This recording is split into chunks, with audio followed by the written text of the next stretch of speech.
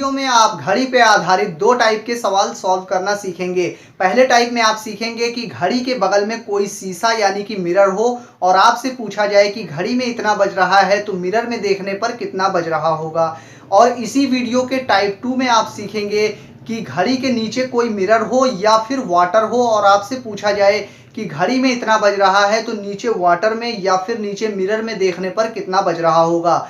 ये clock trick का part 2 video है। क्लॉक ट्रिक का पार्ट 1 वीडियो चैनल पर अवेलेबल है, जिसमें आपको क्लॉक ट्रिक की कई बेसिक चीज़ें बताई जा चुकी हैं और घड़ी की सुइयों के बीच में एंगल यानी कि कोण किस तरह से निकाला जाता है ये भी आपको पार्ट 1 में बताया जा चुका है। तो अगर आपने पार्ट 1 वीडियो को नहीं देखा है तो आप ऊपर आई बटन पर क्लिक करके देख सकते हैं या फिर चैनल पर विजिट करके देख सकते हैं। तो चलिए अब हम क्लॉक ट्रिक के पार्ट 2 वीडियो को शुरू करते हैं। इस वीडियो के टाइप 1 में आप सीखेंगे कि घड़ी के बगल में कोई मिरर रखा हो और आपसे पूछा जाए कि घड़ी में 12:40 हो रहा है तो मिरर में देखने पर कितना बज रहा होगा।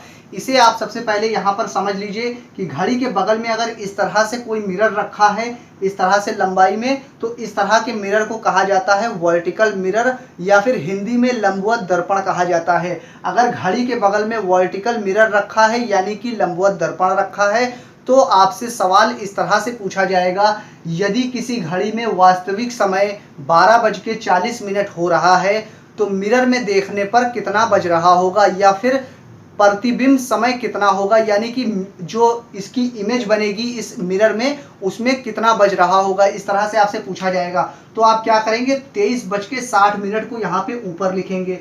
23:60 क्योंकि 24 घंटे होते हैं पूरे एक दिन में, इसलिए 23 घंटा और 60 मिनट मतलब 24 ही घंटा हुआ। तो 23:60 में से हम कितना घटा देंगे, 12:40 को घटा देंगे।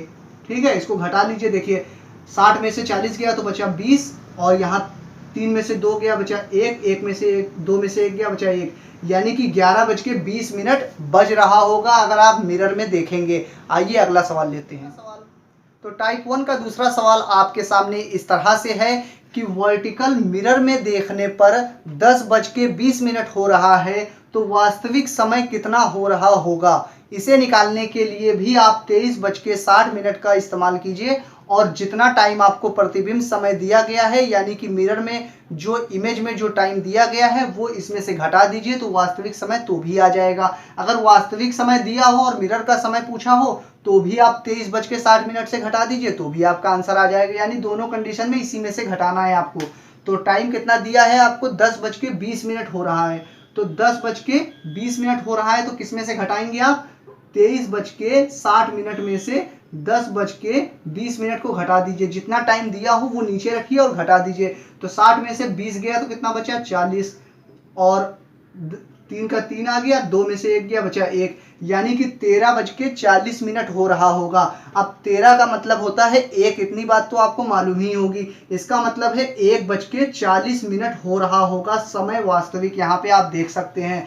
और अगर आप चाहते तो इस नंबर का इस्तेमाल करके भी निकाल सकते थे। ये मैंने इसलिए यहाँ पर लिखा है कि अगर जो 12 से नंबर कोई नीचे हो यानी कि 10:20, 9:00 8, 6:05 के, अगर यानी कि 12 से कोई नंबर कम है तो आप 11:60 से भी घटा लेंगे तो भी आपका आंसर निकल कर आ जाएगा।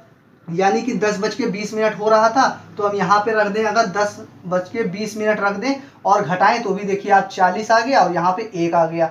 तो इस तरह से यहाँ डायरेक्ट निकल कर आ जाएगा। लेकिन अगर नंबर 12 से ऊपर होगा, जैसा कि पहले सवाल में आपने देखा था, अगर वो हम यहाँ पे 12 रखते तो 12 यहाँ पे बड़ा हो जाता और 11 में से घट ना पाता, इसलिए हम 11:60 का इस्तेमाल नहीं करेंगे। लेकिन 23:60 एक यूनिवर्सल नंबर है, पूरे एक दिन में 24 घंटे होते हैं। तो अगर आप इस नंबर का इस्तेमाल ना करना चाहें तो ना करिए, आप 23:60 का इस्तेमाल कीजिए, फिर जो नंबर आएगा उसे आप चेंज कर दीजिए। ये रेलवे का टाइम होता है। मैं उम्मीद करता हूँ कि आपको घड़ी देखनी तो अच्छी तरह से आती होगी। इस वीडियो के टाइप 2 में आप सीखेंगे, यदि घड़ी के नीचे इस तरह से कोई मिरर रखा हो या फिर पानी यानी कि वाटर हो और आपसे पूछा जाए घड़ी में कोई टाइम हो रहा है तो नीचे पानी यानी कि वाटर में या फिर नीचे मिरर में देखने पर कितना बज रहा होगा। तो इस तरह के पहले मिरर को आप समझ लीजिए। अगर घड़ी के नीचे इस तरह से मिरर रखा हुआ है तो इस तरह के मिरर को कहा जाता है हॉरिजेंटल मिरर, या हिंदी में क्षैतिज दर्पण कहा जाता है। तो आपसे सवाल इसमें इस तरह से डायरेक्ट किया जाएगा, यदि वास्तविक समय घड़ी में 4:40 हो रहा है तो प्रतिबिंब समय कितना होगा। प्रतिबिंब समय यानी कि जो इमेज इस मिरर में बन रही है वो इमेज में कितना बज रहा होगा। तो आप क्या करेंगे, 18:30 में से जो टाइम दिया है वो घटा देंगे तो प्रतिबिंब समय आपका निकल कर आ जाएगा।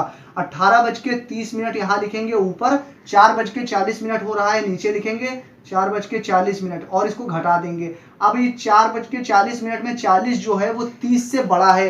ये जो है मिनट है 18:30, तो मिनट 30 छोटा है इसलिए एक उधार लेंगे। ये घंटा है, घंटे में 60 मिनट होता है तो एक उधर जाएगा तो 60 होगा मिनट, क्योंकि एक घंटा उधर जाके हम मिनट में बदल लेंगे क्योंकि ये भी 30 मिनट है तो मिनट में मिनट जुड़ेगा। तो 30 मिनट और उधर से आया 60 मिनट यानी कि एक घंटा, तो 60 मिनट और 30 मिनट हो गया 90 मिनट। 90 में से आप 40 घटा लेंगे तो बचेगा आपका 50। ठीक है, उसके बाद यहाँ पे एक उधर जा चुका है, इधर बचा 17, 17 में से 4 गया तो बचा 13। अब 13 का मतलब होता है 1, यानी कि 1:50 हो रहा होगा प्रतिबिंब समय में। यानी कि अगर आप मिरर में देखिए या नीचे पानी हो और यहाँ वास्तविक समय 4:40 हो रहा है तो नीचे कितना बज रहा होगा, 1:50। आइए इसका अगला सवाल देखते हैं। तो इस वीडियो के टाइप 2 का दूसरा सवाल आपके सामने इस तरह से है, यदि प्रतिबिंब समय 6:10 हो रहा है तो इस स्थिति में वास्तविक समय कितना होगा। यानी कि अब आपको दिया है नीचे पानी हो या फिर मिरर हो, उसमें हमने देखा तो कितना बज रहा था, 6:10 हो रहा है। तो अब पूछ रहे हैं इस सवाल में कि वास्तविक समय कितना हो रहा होगा। तो उसे निकालने के लिए भी आप 18:30 में से जो टाइम आपको दिया है वो घटा दीजिए। अब वो टाइम आपको चाहे प्रतिबिंब वाला हो या वास्तविक हो, जो टाइम दिया है वो इसके नीचे रखिए, आपका आंसर आ जाएगा। प्रतिबिंब समय दिया है तो इसमें से घटाएंगे वास्तविक समय आ जाएगा, वास्तविक समय दिया है इसमें से घटाएंगे तो प्रतिबिंब समय आ जाएगा। अब आपके सामने दिया हुआ है 18:30 में से कितना घटाना है, 6:10 हो रहा है प्रतिबिंब समय नीचे। ठीक है, तो आप घटा देंगे, यहाँ बचा 20, 18 में से 6 गया तो बचा 12, यानी कि आपको पता चल गया 12:20 वास्तविक समय हो रहा होगा जो नीचे बज रहा था 6:10। तो अगर आपको ये वीडियो पसंद आई हो तो बिल्कुल इसे लाइक कर दीजिए। अगर आपके दिमाग में कोई सवाल हो तो अपनी राय हमें कमेंट के माध्यम से हम तक पहुंचा सकते हैं, ताकि हम आपकी ज़रूरत के हिसाब से बेहतर वीडियो ला सकें।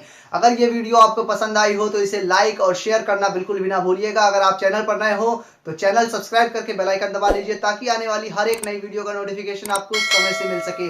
मैं फिर हाजिर होऊंगा एक नई वीडियो के साथ, जब तक के लिए बने रहिए जय सर के साथ।